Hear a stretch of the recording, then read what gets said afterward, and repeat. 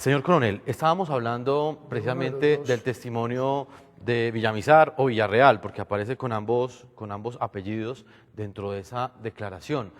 ¿Por qué ese testimonio como tal, que es tan importante y definió y se convirtió prácticamente en la prueba fundamental utilizada por el juez en primera instancia, que fue presentada por la Fiscalía? ¿Por qué esta prueba no fue nuevamente tenida en cuenta en el fallo de segunda instancia, teniendo en cuenta lo que usted acaba de decir, que este testigo entregó una declaración ante el procurador? Esa es una situación supremamente delicada, porque es que no obliga a la parte penal a atender al milímetro lo que establece el Ministerio Público. Es decir, no es vinculante. Pero cuando se trata del Procurador General de la Nación, creo que hay un sentido de conciencia moral en el momento en que se toma la decisión de atender o no atender lo que dice la Procuraduría. Y aquí se desconoció a la Procuraduría General de la Nación.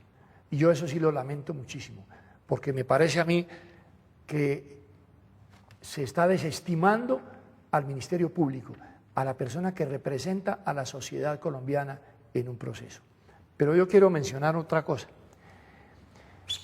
Al doctor Hermes Darío Lara Acuña, persona con quien tuve además algunas dificultades a lo largo del proceso porque me negó algunas libertades y yo no estaba de acuerdo con eso, él es el ponente del proyecto, a él le dieron la tarea de estudiarse durante año y 4 meses el proceso, en forma dedicada. Yo no conozco algún funcionario o operador judicial en este momento en Colombia que tenga un solo caso, todos tienen hasta 200 casos. Un solo caso para que se concentrara. Yo pienso que lo primero que sucedió con el doctor Lara Acuña es que se dio cuenta que lo que se pensaba desde antes, que yo era un genocida, eso se manejó en forma mediática a base de falsas informaciones de la Alvear Restrepo, fue muy activo René Guarín durante 2 años antes de que se descubriera, durante 3 años antes de que se descubriera que era un guerrillero del M-19, pidiendo pues que en representación de las víctimas se sancionara a los militares, cuando eran sus correligionarios del M-19 los que habían asesinado a esas personas, como lo establece en el diario oficial el Tribunal Especial de Instrucción desde 1986, firmado por 2 magistrados que son desconocidos por la investigación actual. Entonces, el doctor Lara Acuña empieza a mirar eso y dice, perdóneme, aquí se está cometiendo un error, este coronel es inocente, y empieza a mirar todo, y hace una presentación que es esta. Dice, este es mi proyecto, vean usted, es un proyecto absolutorio, totalmente absolutorio.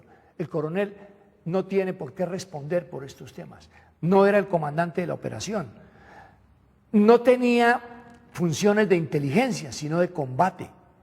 El coronel entregó a las personas vivas, las que hayan sido rescatadas, no entregó muertos. El coronel no tiene nada que ver con el manejo posterior que se tenía que llevar a cabo con las personas rescatadas. Eso le correspondió a la inteligencia militar. Las personas que fueron trasladadas a la Escuela de Caballería y para ser interrogadas, iban a la Escuela de Caballería, a un sector de la Escuela de Caballería que no es manejado por el comandante de la Escuela de Caballería, sino por el 2 de la brigada. Pero además, allí no hubo torturas. A mí trató el señor Petro de meterme en el cuento de la tortura. Y finalmente le tocó pedirme disculpas porque se dio cuenta que en la fecha en que él dice que yo lo torturé, yo estaba en el exterior. De modo que todo esto que fue montado hacia el coronel Plazas para condenarlo en la primera instancia, lo descubre el magistrado y dice, este señor no tiene nada que ver con desapariciones. Y en el caso particular de Irma Franco, vea lo que dice. De acuerdo con este panorama, se imponía la absolución del coronel Luis Alfonso Plazas Vega y por consiguiente su libertad, por no encontrarse probado su compromiso penal a ningún título en la desaparición forzada de la miembro de la organización guerrillera Irma Franco. Y obviamente de los demás también dice, es que aquí ni siquiera se está probado que haya desaparecidos. El coronel Plazas no tiene nada que ver, absolución. Y llegan 2 magistrados muy respetables pero que no conocen el proceso como lo conoce Lara Acuña y sacan otra decisión. Validan todas las pruebas que ya se habían caído, la de Gámez Masuera, la de Tirso Sáenz, un delincuente que recibió dinero para declarar contra mí y después lo tuvo que reconocer. El señor Villamizar, que ya vimos que era un montaje, un libreto que alguien montó y que lo convirtieron en una prueba y que ya hablamos sobre eso. Y finalmente me condenan por 2 desaparecidos, el de la cafetería y la señora Irma Franco. Entonces aquí nosotros vemos que lo que hay es una cosa diferente, pero además yo quisiera recordar algo importante. Mi labor era de combate y yo entregaba la gente viva a los de inteligencia. Yo lo he dicho en todas las declaraciones que he dado. La señora Irma Franco, lo dice el proceso, fue rescatada no por mis tropas, por las tropas de la Escuela de Artillería, que no estaba bajo mi mando. Eso no quiere decir que haya obrado mal la Escuela de Artillería, porque estaba rescatando a un ser humano, sin saber si era guerrillera o no lo era. Pero no fueron mis tropas. Salió viva. Y salió viva. Están todas las declaraciones que salió viva. Y lo entrega a la Casa del Florero. A partir de ahí, ¿quiénes responden? Los de la Casa del Florero. ¿Quiénes estaban allí? Miembros de inteligencia del Ejército, de la policía, que no figura en el proceso, parece que la policía no actúa en los hechos del Palacio de Justicia, y parece que la policía, mientras el Ejército cometía terribles crímenes, la policía obraba bien, lo que indica no que la policía haya obrado mal, sino que el Ejército obró bien, pero se lo están desconociendo.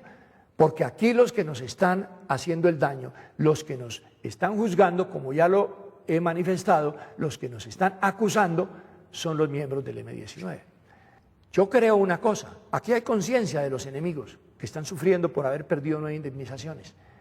Hay conciencia de que yo voy en una casación, en una honorable casación, que espero que así sea, porque esto que han tomado conmigo es una injusticia.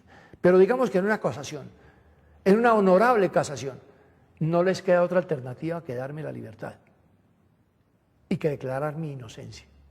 No les queda otra alternativa. Entonces, lo que sí tengo yo es que quedarme guardado, privado de mi libertad, durante no sé cuántos años que se demora la casación, porque el proceso tiene que hacer cola de acuerdo a la ley hasta que la Corte encuentra que le tocó el turno y allí tome su decisión de admitir o no admitir la casación. Y todo ese tiempo yo, sin haber cometido ningún delito, privado de la libertad. Llevo 4 años y medio privado de la libertad. Estoy pagando una condena por un delito que no cometí. Entonces, dentro de unos años, ¿qué va a hacer la Corte Suprema de Justicia? Me va a decir, coronel, qué pena, usted no cometió el delito. Pero no, aquí también van a entrar otros factores, porque estamos entre seres humanos. En el momento en que a mí me absuelva la Corte Suprema de Justicia en casación, están metidos en un problema de antijuridicidad no menos de 30 funcionarios judiciales de muy alto nivel. Entonces, ¿yo qué tranquilidad puedo tener para una casación en donde están en juego mi libertad frente a la libertad de una cantidad de funcionarios judiciales que han cometido todos los atropellos contra mí en este país? Nos vamos a otra pausa comercial. Al regreso, la tercera parte de esta reveladora entrevista del programa La Noche con el coronel Luis Alfonso Plazas Vega.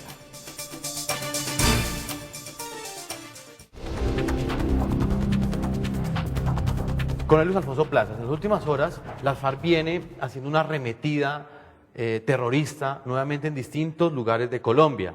Al mismo tiempo que hablan de unas supuestas liberaciones de unos secuestrados, es evidente que en los últimos meses la guerra contra el terrorismo de las FARC pues, se ha intensificado. ¿Usted cree que este fallo judicial en contra suya va a tener alguna incidencia en la moral de la tropa, en el manejo de la guerra, en la forma como los militares en este momento están enfrentando una amenaza de un grupo al margen de la ley, así como usted hace 26 años también enfrentaba un grupo que estaba al margen de la ley y que prácticamente también estaba amenazando la democracia como hoy la está amenazando las FARC? Claro que sí, Jefferson. Afecta profundamente la moral de las tropas. Pero además, en este sentido, si el coronel Plazas, que por tratarse de un hecho de una connotación nacional e internacional, tiene forma de defenderse como lo estoy haciendo en este momento, ¿qué le espera a los soldados, a los policías, a los sargentos, a los tenientes, inclusive a los coroneles que están presos, a los generales que están presos, a todos los miembros de la institución que superan la cifra de 2.200 y que están siendo juzgados por delitos que no cometieron. El delito que cometieron fue el de defender a Colombia, el de procurar que los colombianos volvieran a poder ir a sus fincas, que pudieran volver a desplazarse de una ciudad a otra, porque nosotros llegamos a unos puntos en los cuales los colombianos estamos secuestrados en nuestras casas. Aquí no se trata de que el coronel Plazas venga a llorar por la herida, no. Tengo la frente en alto, no he cometido ningún delito. Los que están cometiendo los errores son otros, los que están cometiendo los delitos son otras. Yo quiero hacerle caer en cuenta a este país que el sistema judicial colombiano hay que cambiarlo. Colombia necesita una justicia diferente. Se impone en una reforma judicial que Colombia incluya a los jueces de conciencia, porque para ser juez no se necesita ser abogado, sino ser justo. Necesitamos los jueces de conciencia como lo tienen los principales países del mundo, en donde el juez, en el momento de la audiencia, es el presidente de la audiencia, pero el veredicto corresponde a personas del común que se seleccionan por sus calidades morales y varias personas, para que la persona se sienta que está siendo juzgada en forma justa, porque lo que está pasando conmigo, que lo están sintiendo estos 2.200 militares, soldados, policías, sargentos y tenientes, no es justo, no se está obrando con justicia. Esto tengo que decírselo al pueblo, alguien tiene que decirlo. A mí ya me metieron 30 años de cárcel, me presentaré a la casación, lo que Dios quiera. Solamente faltaría que me manden a fusilar. Podrían inventarse el cuento y me fusilan. Igual me sentaré a esperar la pena máxima en la forma que quieran, pero con la tranquilidad de que yo estoy obrando bien. Coronel Plazas, de acuerdo con este fallo que profirió la justicia colombiana, se abre un nuevo debate y tiene que ver con unas posibles salidas para los militares que están siendo juzgados por los hechos del Palacio de Justicia. ¿Usted estaría de acuerdo con una amnistía, con una ley de amnistía, una ley de punto final que de alguna forma pusiera fin, digamos, a este tipo de condenas a las que están siendo expuestos los militares? No, de ningún modo. Yo lo único que pido es que haya investigadores honorables, capaces, competentes, que encuentren la verdad. La verdad no está lejos de encontrarse, pero además en términos generales se conoce. Los miembros del M-19 la reconocieron. Es que cuando se produjo la amnistía y el indulto del año de 1992, los miembros del M-19 le dijeron al pueblo: yo me acojo a la amnistía, no vuelvo a cometer el pecado, yo cometí el crimen. Han debido perdonar, se les ha debido perdonar, pero